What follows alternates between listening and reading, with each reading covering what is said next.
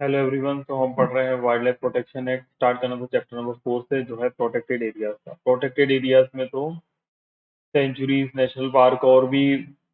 एक दो चीजें आती हैं, पर इस वीडियो में हमारा फोकस रहेगा सिर्फ सेंचुरीज के बारे में पढ़ने का। तो सेंचुरी स्टार्ट होता है यहाँ पे सेक्शन नंबर 18 से। सेक्शन नंबर 18 है यहाँ पे डिक्लेरेशन ऑफ सेंचुरीज। तो स्टेट गवर्नमेंट जो है, हमेशा याद रखिए, अब यहाँ पे स्टेट गवर्नमेंट बताया हुआ, तो स्टेट गवर्नमेंट के पास ही राइट होगा, हमेशा याद रखिए। और कुछ कुछ सेंचुरीज ऐसी भी होती हैं जिनको सेंट्रल गवर्नमेंट डिक्लेयर कर सकता है, लेकिन जनरली स्टेट गवर्नमेंट करती है। तो स्टेट गवर्नमेंट जो है वो नोटिफिकेशन इशू करके डिक्लेयर कर सकती है अपनी इंटेंशन की वो कॉन्स्टिट्यूट करना चाहती है किसी एरिया को जो कि अदर देन है comprise with any reserve forest, जिस जो रिजर्व फॉरेस्ट नहीं है और ना ही वो टेरिटोरियल वाटर में आता है। सेंचुरी है, सेंचुरीज को डिक्लेयर कर सकती है अगर उनको कंसिडर करके लगता है कि जो एरिया है उसमें एडुकेट इकोलॉजिकल, फॉनल, फ्लोरल और जियोमॉर्फोलॉजिकल और नेचुरल और जियोलॉजिकल सिग्निफिकेंस है। तो इस पर्पस के लिए, उसका क्या पर्पस होगा, प्रोटेक्ट करने के लिए, प्रोपोगेट करने के लिए, डेवलप करने के लिए वाइल्ड लाइफ और उसके एनवायरनमेंट को वो यहाँ डिक्लेयर कर सकती है। फिर उसके बाद है यहाँ पे कि notification referred to in subsection 1 shall specify nearly as possible the situation and limits of such area। तो जो भी यहाँ पे ये नोटिफिकेशन होगी यहाँ पे स्पेसिफाई करेगी कि किस सिचुएशन, मतलब कहाँ पे वो जगह है और क्या लिमिट्स है उस एरिया की। फिर for the purpose of this section, इस सेक्शन के लिए अगर हम बात आए तो सफिशिएंट जो है डिस्क्राइब करना है area by roads, river, bridges और अदर वेल नोन और रेडिली इंटेंजिबल बाउंड्रीज वगैरह को। तो ये अच्छे से उनको डिफाइन करना पड़ेगा, जो भी चीज़ें यहाँ पे बताई हैं कि सफिशिएंट टू डिस्क्राइब करना पड़ेगा जो एरिया है, किस रोड्स में, किस रिवर में, किस जिसमें और किस अदर वेल नोन जो रेडिली इंटेंजिबल बाउंड्रीज है उनमें आता है। फिर सेक्शन 18A है protection of sanctuaries, protection to sanctuaries. तो जब यहाँ पे सेंट्रल का, सॉरी, स्टेट गवर्नमेंट यहाँ पे डिक्लेयर कर देती है अपनी intention sub section 1 of section 18 में कि वो कॉन्स्टिट्यूट करना चाहती है किसी एरिया को जो कि कंप्राइज नहीं आता किसी भी रिजर्व फॉरेस्ट में और टेरिटोरियल वाटर में, सब सेक्शन में जो कि बताया हुआ है उसमें एक सेंचुरी। तो वो यहाँ पे प्रोविजन ऑफ सेक्शन 27 से लेके 33A तक अप्लाई हो जाएंगे और यहाँ इन फोर्स में आ जाएंगे। फिर सब सेक्शन 2 है कि जब तक कि वो राइट जो कि अफेक्टिव पर्सन है आपको फाइनली सेटल नहीं हो जाते अंडर सेक्शन, लेकिन सेक्शन जो 19 से लेके 24 तक दिए हुए हैं, तो स्टेट गवर्नमेंट जो है वो यहाँ पे अल्टरनेटिव अरेंजमेंट्स भी कर सकती है जो कि रिक्वायरमेंट है यहाँ पे अवेलेबल करने के लिए, फ्यूल, फोडर और अदर फॉरेस्ट प्रोड्यूस वगैरह को करने के लिए अफेक्टेड पर्सन को, और उनके rights as per government records वगैरह में करने के लिए।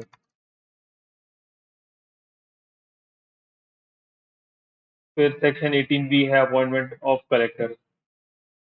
तो यहाँ पे स्टेट गवर्नमेंट जो है वो अपॉइंट कर सकती है कोई भी ऑफिसर को, वो एक्ट एज अ कलेक्टर करेगा जब भी 90 डेज के अंदर ये wild life protection amendment act आया, और विद इन 30 डेज भी कर सकता है जब भी नोटिफिकेशन इशू हुआ है सेक्शन 18 में, कि वो इंक्वायरी करेगा, डिटरमाइन करेगा कि एग्जिस्टेंस है यहाँ पे, नेचर है किसी भी एक्सटेंट का यहाँ पे, किसी राइट का, किसी पर्सन का किसी लैंड में जो कि उस लिमिट्स में आता है जो कि सेंचुरी यहाँ पे बनाई गई है, नोटिफाई की गई सब सेक्शन 1 ऑफ सेक्शन 18 में। उसके बाद सेक्शन नंबर 19 जो है कलेक्टर टू डिटरमाइन राइट्स। तो जब भी वो नोटिफिकेशन यहाँ पे इशू हुआ है सेक्शन 18 में, तो कलेक्टर जो है वो इंक्वायरी शेल इंक्वायर करेगा, डिटरमाइन करेगा एग्जिस्टेंस भी कोई नेचर एक्सटेंड या राइट किसी पर्सन का उस लैंड में जो कि कंप्राइज लिमिट्स ऑफ सेंचुरी में आता है उसमें है या नहीं। सेक्शन 20 है power of accrual of rights. तो जब भी यहाँ पे इशू हुआ नोटिफिकेशन सेक्शन 18 में, तो कोई भी तरीके का राइट यहाँ पे एक्वायर नहीं किया जा सकता किसी भी लैंड में जो भी कंप्राइज किया गया लिमिट्स में, क्योंकि एरिया स्पेसिफाइड किया गया उस नोटिफिकेशन में किसी सक्सेशन, टेस्टामेंट्री और इंटेस्टेड से। मतलब कोई भी पर्सन जो है जहाँ पे भी नोटिफिकेशन इशू हुआ है उसके बाद यहाँ पे कोई भी एक्वायर करने वाले एक्चुअल राइट्स नहीं ला सकता, भले ही वो एक्वायर किया हुआ उसने किसी तरीके से, किसी भी तरीके से, लेकिन तीन चीजें यहाँ पे अप्लाई नहीं होती। तीन चीजों के राइट उसको मिल जाएंगे एक्सेप्ट वाई लिखा हुआ है तो सक्सेशन, टेस्टामेंट्री या इंटेस्टेड, मतलब जो विल के तरीके से, जैसे किसी की वसीयत के थ्रू वो जो यहाँ पे आता है वो यहाँ पे अपने राइट क्लेम कर सकता है, अदरवाइज और कोई नहीं कर सकता। सिंपल सी बात है। सेक्शन 21 है प्रोक्लेमेशन बाय कलेक्टर। तो जब भी यहाँ पे नोटिफिकेशन इशू हुई है सेक्शन 18 में, जो कलेक्टर है विद इन 60 डेज में वो यहाँ पे रीजनल लैंग्वेज में हर एक टाउन और जो विलेज है वहाँ का और उसके नेबरहुड में कंप्राइज करेगा प्रोक्लेमेशन को और स्पेसिफाई करेगा जैसा कि नियरली जैसा पॉसिबल हो कि क्या सिचुएशन है वहाँ, मतलब वो किस एरिया वगैरह है, मतलब सिचुएट कहाँ पे होता है और लिमिट्स बताएगा सेंचुरी की। और रिक्वायर करेगा जो भी पर्सन है वो क्लेम कर सकते हैं मेंशन जो भी है इन सेक्शन 19 में, और प्रेफर कर सकते हैं कलेक्टर के पास 2 महीने के अंदर आके जिस दिन भी प्रोक्लेमेशन इशू हुआ, और रिटर्न के भी वो बता सकते हैं प्रिस्क्राइब फॉर्म में। सेटिस्फाई करना पड़ेगा उनको कि क्या नेचर और एक्सटेंट है उन राइट्स का, और नेसेसरी डिटेल्स देना पड़ेगी और अमाउंट और पर्टिकुलर्स बताना पड़ेंगे उनको कंपनसेशन का जो कि उनको क्लेम लगता है यहाँ पे उससे रिस्पेक्ट में। फिर सेक्शन 22 है कि इंक्वायरी बाय कलेक्टर। तो जो कलेक्टर है जब भी उसको यहाँ पे नोटिस सर्व कर दिया उसने तो प्रिस्क्राइब नोटिस में वो यहाँ पे क्लेम को एक्सपीडियंटली पॉसिबल करके इंक्वायरी करेगा जो भी क्लेम उसके पास रेफर किए गए हैं क्लॉज बी ऑफ सेक्शन 21 में, और एग्जिस्टेंस अगर कोई भी राइट का जो कि मेंशन है 19 में और जो कि नई नॉट क्लेम्ड है क्लॉज बी ऑफ सेक्शन 21 में, so far as may be attainable. तो जो जहाँ तक जब वो अटेनेबल है from the record of the state government के रिकॉर्ड से, और जो भी एविडेंस होगी of any person acquired with the same, जो भी एविडेंस होगी वो एक्वायर्ड होती है सेम, तो वो भी यहाँ पे आ जाएंगी। फिर उसके बाद है सेक्शन 23 पावर ऑफ कलेक्टर। अब कलेक्टर की पावर की बात कर रहे हैं तो for the purpose of inquiry, जब भी यहाँ पे इंक्वायरी कर रहा है कलेक्टर यहाँ पे दो पावर को एक्सरसाइज करेगा और नेमली कौन कौन सी है। सबसे पहली पावर है कि वो एंटर कर सकता है वहाँ पे किसी भी लैंड में, सर्वे कर सकता है, डिमार्केट कर सकता है और मैप वगैरह बना सकता है, और ऑथराइज कर सकता है अदर ऑफिसर को कि वो ऐसा कर पाए। और सेम पावर जो कि सिविल कोड को बेस्ट होती है ट्रायल करने के टाइम, मतलब सूट को ट्रायल करते के टाइम। फिर सेक्शन 24 है एक्विजिशन ऑफ राइट। तो लिखा हुआ है कि कोई पर्सन जिसका राइट है उस लैंड पे वो रेफर कर सकता है सेक्शन 19 में कलेक्टर के पास। कलेक्टर यहाँ पे पास करे ऑर्डर, एडमिट करें या रिजेक्ट करें, बोल या सेम, मतलब जितना भी क्लेम वो कर रहे हैं यहाँ पे या तो पूरा होल या फिर इन पार्ट में इन सेम चीजों का। तो मतलब यहाँ पे क्या है कि किसी पर्सन के पास राइट है इन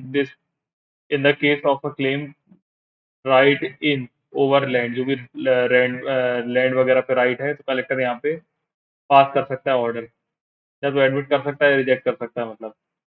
सिंपल सी बात है। फिर उसके बाद यहाँ पे सबसेक्शन 2 है कि जो भी क्लेम यहाँ पे एडमिट किया गया है होल और पार्ट में, तो कलेक्टर क्या करेगा, सबसे पहले एग्जीक्यूट करेगा उस लैंड को, एक्सक्लूड करेगा उस लैंड को उस लिमिट से। अगर वो यहाँ पे एडमिट कर लेता होगा तो मतलब एक्सक्लूड कर देगा उस लैंड को उस लिमिट से जो कि सेंचुरी बनने वाला है, और फिर प्रपोज करेगा या तो एक्वायर करने के लिए लैंड और राइट्स को, एक्सेप्ट मतलब वहां पे छोड़ के जहाँ पे कोई एग्रीमेंट पहले से किसी ओनर ऑफ उस लैंड का और होल्डर ऑफ लैंड का है गवर्नमेंट से, या ओनर और होल्डर का सच राइट जो है एग्रीगेट एग्रीड हो गए वो सरेंडर करने के लिए गवर्नमेंट को उस लैंड पे, और मतलब उनको कंपनसेशन मिल रहा है on payment of such compensation जो कि प्रोवाइड किया जाता है लैंड एक्विजिशन एक्ट के अकॉर्डिंग। फिर अलाउ करेगा वो कंसल्टेशन करने के लिए चीफ वाइल्ड लाइफ वार्डन से कंटिन्यूएशन ऑफ एनी राइट, कि जो भी राइट यहाँ पे कंटिन्यू है किसी भी एनी पर्सन के उस लैंड पे उस लिमिट्स में सेंचुरी के, तो वो यहाँ पे रहेगी।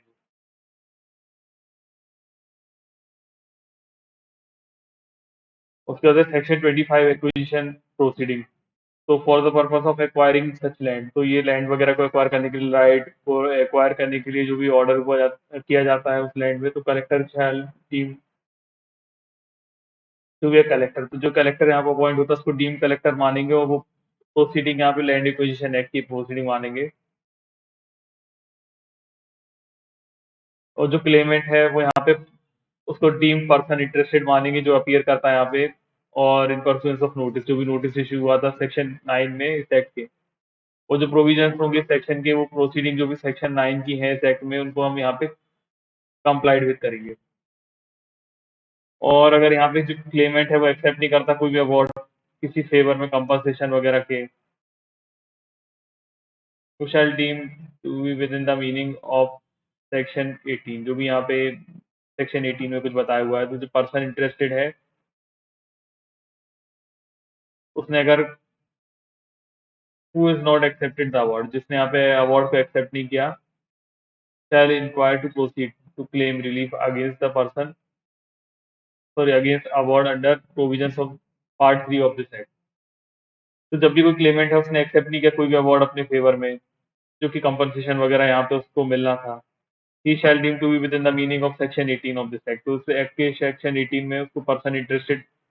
बोलेंगे who is not accepted award, जिसने यहाँ पे एक्सेप्ट नहीं किया अवार्ड, और वो एंटाइटल हो जाएगा प्रोसीड करने के लिए claim against the award provision of section, sorry, provision of part 3 of this act के हिसाब से, ऑफ द एक्ट के हिसाब से। और जो कलेक्टर है वो यहाँ पे कंसेंट लेके क्लेमेंट की और कोर्ट की, वो कंसेंट दे सकते हैं, with the consent of both the parties award कर सकते हैं कंपनसेशन इन लैंड और मनी।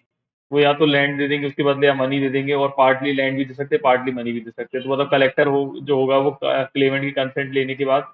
मतलब क्लेमेंट क्या बहुत लोगों की कंसेंट लेने के बाद वो अवार्ड कर सकता है कंपनसेशन। अब कंपनसेशन कैसा हो सकता है, तो कंपनसेशन इन लैंड भी दे सकते हैं, इन मनी में भी दे सकते हैं, या पार्टली दोनों आधे आधे भी दे सकते हैं। फिर in case of stoppage of public way और कॉमन पास्चर, अब यहाँ पे जो अगर क्या है कि स्टॉपेज हो रहा है किसी का पब्लिक वे में, और जो यहाँ पे वो चराने वगैरह के लिए ले आता था कॉमन पास्चर वगैरह, तो यहाँ पे जो कलेक्टर है वो यहाँ पे प्रीवियस सेंक्शन लेके स्टेट गवर्नमेंट से प्रोवाइड करेंगे पब्लिक वे और कॉमन पास्चर अल्टरनेटिव अल्टरनेटिव तरीके का, यहाँ पे कोई पब्लिक वे और कॉमन पास्चर दे देंगे एज फार एज में प्रैक्टिकेबल और कन्वीनियंट, जो भी उनको प्रैक्टिकेबल और कन्वीनियंट लगे। जो भी एक्वाजिशन हो रही है यहाँ पे इस एक्ट में किसी भी लैंड की और इंटरेस्ट की, इसमें तो यहाँ पे एक्विजिशन ऑफ पब्लिक पर्पस माने जाएंगे, एक्विजिशन फॉर पब्लिक पर्पसेस को मानेंगे यहाँ पे, डीम्ड लिखा हुआ है। सेक्शन 25A है time limit for completion of proceeding. तो यहाँ पे जो भी कलेक्टर है यहाँ पे उसको जितना भी पॉसिबल हो सके जो भी प्रोसीडिंग है सेक्शन नंबर 19 से लेकर 25 की, वो विद इन 2 ईयर्स में उसको कंप्लीट करने की कोशिश करना चाहिए, जैसे में नोटिफिकेशन डिक्लेयर हुआ था सेंचुरी का अंडर सेक्शन 18 में। और जो भी नोटिफिकेशन है वो यहाँ पे लैप्स नहीं हो जाएगी किसी केवल इस रीजन के कारण कि यहाँ पे उसने कंप्लीट नहीं कर पाया था वो 2 साल के अंदर, 2 ईयर्स का जो यहाँ पे बताया हुआ है उस वाले टाइम पीरियड में। सेक्शन 26 है डेलीगेशन ऑफ कलेक्टर्स पावर। तो जो स्टेट गवर्नमेंट है वो जनरल स्पेशल ऑर्डर देके वो पावर्स जो भी एक्सरसाइज कर रहा है, परफॉर्म कर रहा है कलेक्टर यहाँ पे सेक्शन 19 से लेके 25 में, वो यहाँ पे एक्सरसाइज कर सकता है, परफॉर्म कर सकता है कोई अदर पर्सन जो भी स्पेसिफाई किया होगा ऑर्डर में।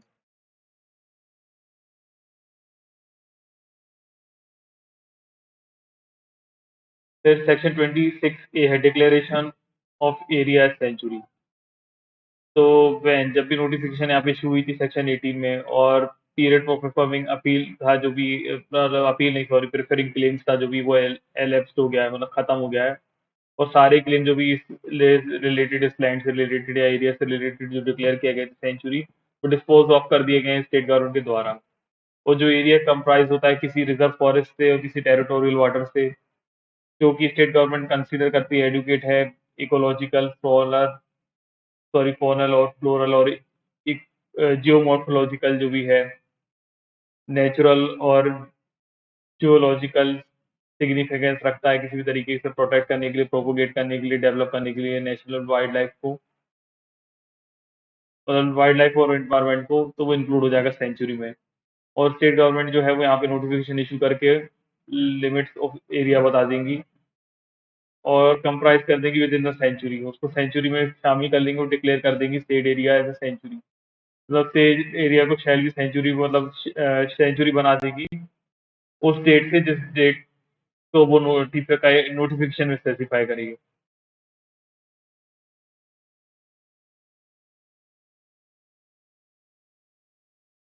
फिर प्रोवाइड दैट में लिखा हुआ है कि जब भी कोई ऐसा टेरिटोरियल वाटर है जो कि इंक्लूड होता है, इसके प्रायर कंकरेंस लेना पड़ेगी सेंट्रल गवर्नमेंट से। तो सेंट्रल गवर्नमेंट से ऑप्ट इन करेगी यहाँ पे कौन, स्टेट गवर्नमेंट, स्टेट गवर्नमेंट से ऑप्ट इन करेगी, जिसमें अगर सेंट्रल गवर्नमेंट से उसकी कंकरेंस लेना जरूरी है। फिर प्रोवाइडेड फादर में लिखा हुआ है that the limit of the area of territorial water included in the sanctuary shall be determined in consultation with the chief naval hydrographer of the central government. तो जो भी यहाँ पे लिमिट्स हैं और एरिया है किसी भी टेरिटोरियल वाटर का, वो इंक्लूड होना है अगर सेंचुरी में, तो वो डिटरमाइन किया जाएगा कंसल्टेशन करके chief naval hydrographer of central government से कंसल्टेशन करके, और आफ्टर टेकिंग एडुकेट मेजर्स। तो जो भी एडुकेट मेजर्स वगैरह यहाँ पे लगते हैं उनको प्रोटेक्ट करने के लिए occupational interest of local fisherman के जो भी यहाँ ऑक्यूपेशनल इंटरेस्ट हैं वो यहाँ पे देखते हुए। फिर उसके बाद लिखा हुआ है not standing anything contained in subsection 1। इससे फर्क नहीं पड़ेगा सबसेक्शन 1 में क्या लिखा हुआ है, जो राइट ऑफ इनोसेंट पासेज वगैरह जो है किसी वेसल का, वोट का, उस टेरिटोरियल वाटर से, वो इफेक्ट नहीं हुआ यहाँ पे नोटिफिकेशन इशू जाने के बाद सबसेक्शन 1 के। तो सबसेक्शन 3 है कि किसी भी तरीके का अल्टरेशन यहाँ पे नहीं होगा बाउंड्रीज का, किसी भी सेंचुरीज का जो कि स्टेट गवर्नमेंट ने बनाए हैं, except on recommendation of the national board. तो जब तक नेशनल बोर्ड यहाँ पे रिकमेंडेशन नहीं करेगा तब तक यहाँ पे किसी भी तरीके का अल्टरेशन नहीं होगा बाउंड्री ऑफ अ सेंचुरी जो भी यहाँ पे बनाए गए हैं। तो सेक्शन 27 है restriction on entry on in sanctuary, मतलब restriction on entry in sanctuary. तो no person other than public servant on duty. तो जो भी पर्सन है यहाँ पे, मतलब इन पर्सन को छोड़ के, जिनकी इन पर्सन को छोड़ के जो हम यहाँ पे पर्सन पढ़ने वाले हैं, कोई एंट्री नहीं कर सकता सेंचुरी में। तो नो पर्सन अदर देन, जो भी यहाँ पे कौन है, सबसे पहले जो पब्लिक सर्वेंट है ड्यूटी पे है, या जो भी पर्सन यहाँ पे है जिसको परमिट किया गया यहाँ पे चीफ वाइल्ड लाइफ वार्डन के द्वारा और ऑथराइज्ड ऑफिसर के द्वारा यहाँ पे within local limits of the sanctuary, जो भी सेंचुरीज की लोकल लिमिट है। मतलब सीधी सी ज्यादा सबसे पहले पब्लिक सर्वेंट जो ड्यूटी में वो तो रहेगा ही, फिर दूसरा पर्सन हुआ है जिसको यहाँ पे परमिट कर दी चीफ वाइल्ड लाइफ वार्डन ने, और जो भी पर्सन है जिसका यहाँ पे राइट है किसी इमूवल प्रॉपर्टी में जो कि उस लिमिट्स में आता है उस सेंचुरी के। फिर पर्सन जो पास कर रहा है वहाँ पे सेंचुरी के पास से पब्लिक हाईवे पे, तो वो यहाँ पे कर सकता है। फिर जो डिपेंडेंट्स हैं उन पर्सन के जो कि रेफर किए गए हैं clause A, clause B, clause C में, वो एंटर कर सकते हैं और रिसाइड कर सकते हैं सेंचुरी में, लेकिन accept in accordance with the condition जो जिस पे उनको परमिट यहाँ पे ग्रांट किया गया है। तो मतलब जो पर्सन यहाँ पे एंटर नहीं कर सकते, अगर वो करना चाहेंगे तो उनको परमिशन लेना पड़ेगी सेक्शन 28 के अकॉर्डिंग। तो जो भी पर्सन यहाँ पे जितनी देर यहाँ पे रिसाइड कर रहा है सेंचुरी में, उसको यहाँ पे क्या करना पड़ेगा, तो उसको यहाँ पे सबसे पहले प्रिवेंट करना पड़ेगा किसी भी तरीके का कमीशन जो भी सेंचुरी में हो रहा है किसी भी ऑफेंस का, तो उस ऑफेंस को होने से रोकना पड़ेगा। तो जब भी उनको यहाँ पे रीजन टू बिलीव है कि कोई ऑफेंस हुआ है इस एक्ट में जो कि कमिट हुआ है कि सेंचुरी में, तो हेल्प करेंगे वो डिस्कवर करने में यहाँ पे उस ऑफेंस को और अरेस्ट करवाने में ऑफेंडर को। फिर रिपोर्ट करेंगे वो किसी भी डेथ, किसी भी अगर वाइल्ड लाइफ एनिमल की जो यहाँ पे डेथ हुई है, और सेफ गार्ड जो भी उनको लगता है कि जब तक कि चीफ वाइल्ड लाइफ वार्डन ने यहाँ पे नहीं कर लिए और ऑथराइज ऑफिसर ने नहीं कर लिए चेंजेस इस इसके बिहाफ में, तब तक यहाँ पे मतलब जो उनको मतलब यहाँ पे अगर उनको कोई भी रिपोर्ट मिलती है किसी भी डेथ हुई है किसी वाइल्ड लाइफ, किसी वाइल्ड एनिमल की यहाँ पे, और कुछ सेफ गार्ड वगैरह जरूरी है, तो वो यहाँ पे बोल देगा जब तक कि यहाँ पे चीफ वाइल्ड लाइफ वार्डन जो है वो ऑथराइज नहीं कर देता, किसी पर्सन को यहाँ पे चार्ज नहीं दे देता उस चीज से रिलेटेड। फिर डी में है टू एक्सटिंग्विश एनी फायर, अगर किसी तरीके की आग लग गई तो उसको बचाने के लिए उस सेंचुरी में, विच ही हैज नॉलेज, जो भी उसके पास नॉलेज और इन्फॉर्मेशन है, और वो प्रिवेंट करना और उसको प्रिवेंट करना चाहिए, मतलब स्प्रेड होने से उस आग को, जो आग यहाँ पे लग सकती है या लग गई है। एंड जो भी लॉफुल मीन्स है उसके पावर में जिससे फायर को रोका जा सके उस मेरी सिटी में और सच सेंचुरी में, विद द नॉलेज और इन्फॉर्मेशन, जो भी उसके नॉलेज और इन्फॉर्मेशन में है तो वो करेगा। और वो असिस्ट करेगा यहाँ पे फॉरेस्ट ऑफिसर्स को, चीफ वाइल्ड लाइफ वार्डन को और वाइल्ड लाइफ वार्डन को या पुलिस ऑफिसर को, जब भी यहाँ पे उनकी डिमांड, जब भी यहाँ पे वो डिमांड कर रहे हैं किसी भी तरीके की मदद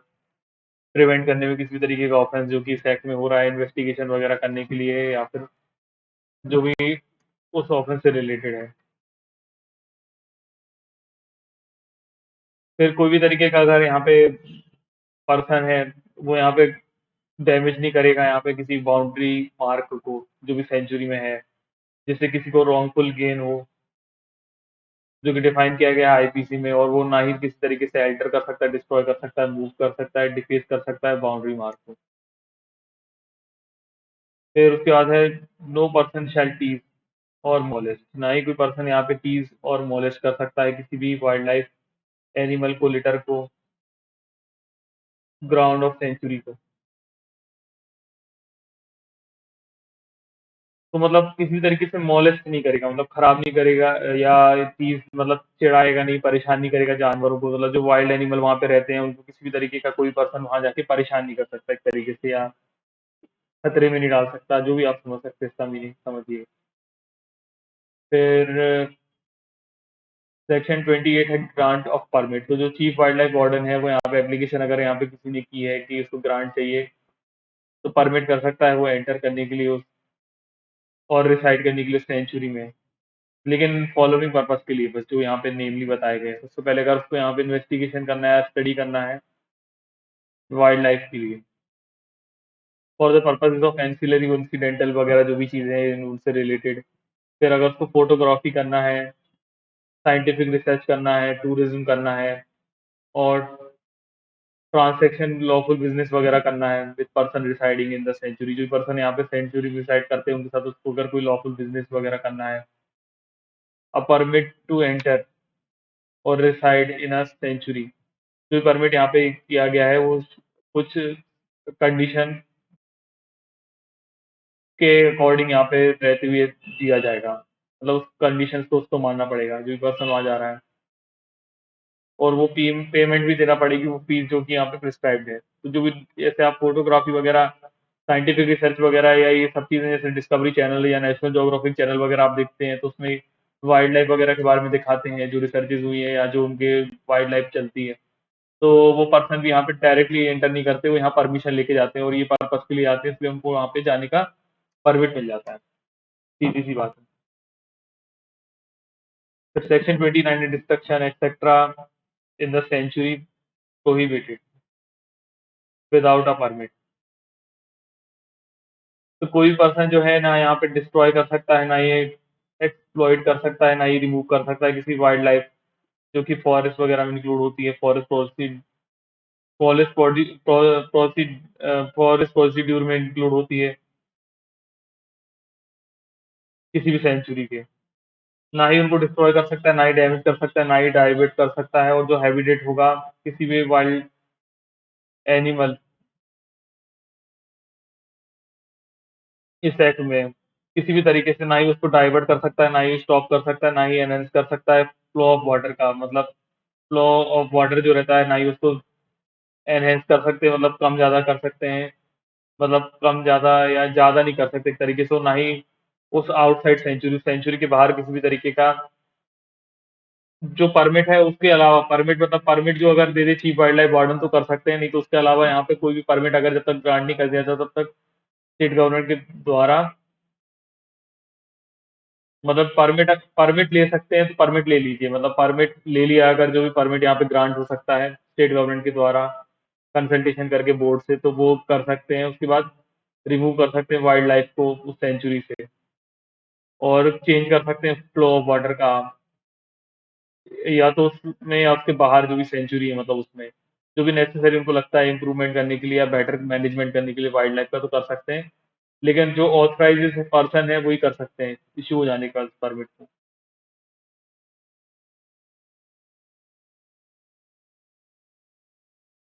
और जो भी फॉरेस्ट प्रोड्यूस में यहाँ पे रिमूव किया गया सेंचुरी से, तो उसको केवल यूज किया जा सकता है पर्सनल बोनाफाइड नीड्स के लिए, पीपल के,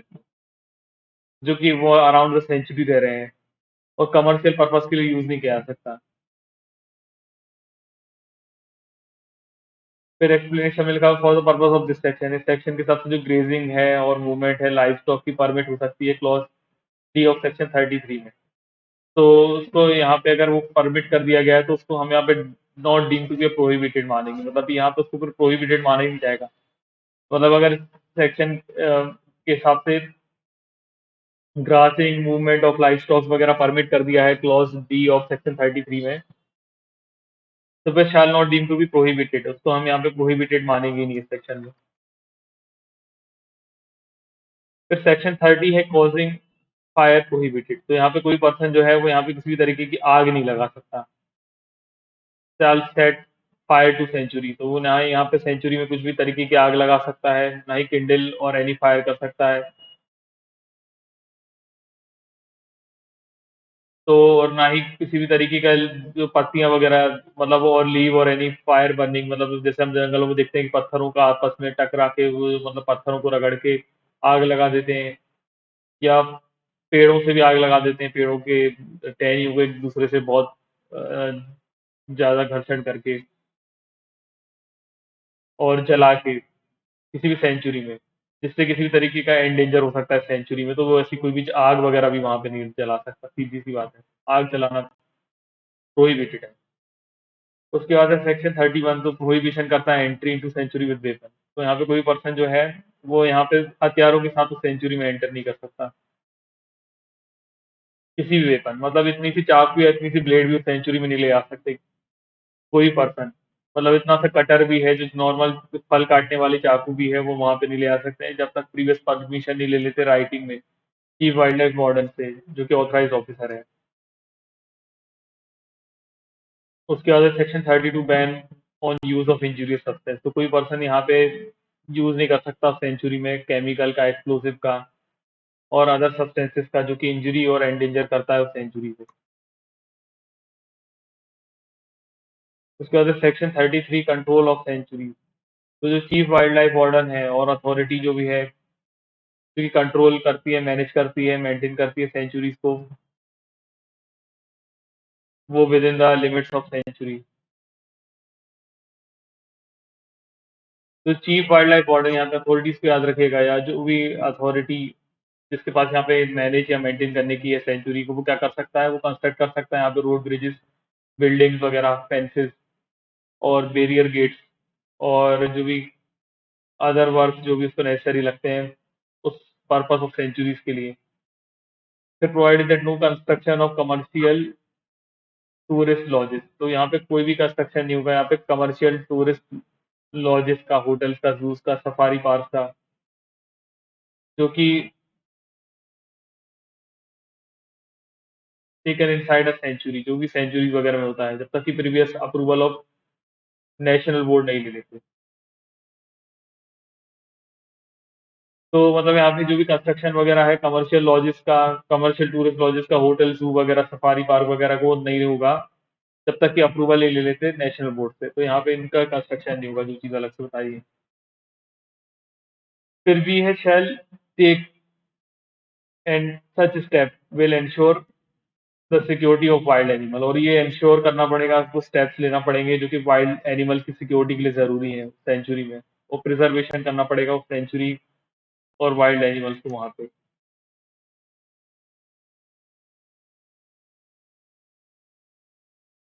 फिर every such measures in the interest of wild fire. तो जो भी यहाँ पे मेजर्स हैं वाइल्ड फायर वगैरह को, वो उनको नेसेसरी लगते हैं तो वो इम्प्रूवमेंट करने के लिए कर सकते हैं किसी भी हैबिटेट के। मतलब यहाँ पे लिखा हुआ है मे टेक सच मेजर्स, वो यहाँ पे वो मेजर्स को ले सकते हैं जो कि इंटरेस्ट ऑफ वाइल्ड लाइफ के लिए है और जो उनको नेसेसरी लगते हैं कि इंप्रूवमेंट होगा किसी हैबिटेट का। और वो रेगुलेट कर सकते हैं, यहाँ पे कंट्रोल कर सकते हैं, प्रोहिबिट कर सकते हैं किसी भी तरीके का इंटरेस्ट वगैरह लेना है यहाँ पे वाइल्ड लाइफ में, ग्रेज करना, मूवमेंट करना, मतलब चराना वगैरह एक तरीके से, जो पशुओं को लोग चराते हैं यहाँ पे और मूवमेंट करते हैं लाइफ स्टॉक की, तो यहाँ पे उसको प्रोहिबिट कर सकते हैं।